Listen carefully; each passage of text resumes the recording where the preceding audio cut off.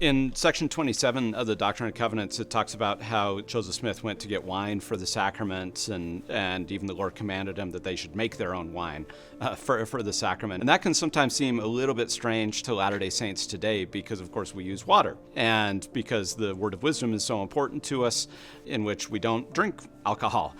So, of course, we don't use wine in our sacramental services as well. So I think sometimes that can trip people up a little bit, like, well, why do we use water today when Joseph Smith drank wine? Obviously, in the Bible, in the New Testament, it talks about how Jesus drank wine. His first miracle was actually creating wine at the wedding of Cana. So I think that can trip people up a little bit. So I think of this in a couple of different ways.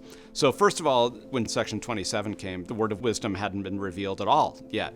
And so that had not yet been a principle of the gospel.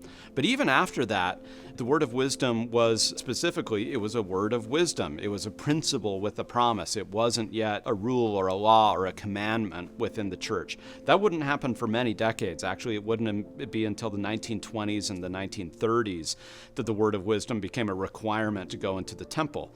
It wasn't until 1906 that the first presidency shifted from using wine in their sacrament meetings to using water. So this was something that happened over time. This was a development. This is part of the ongoing and unfolding restoration.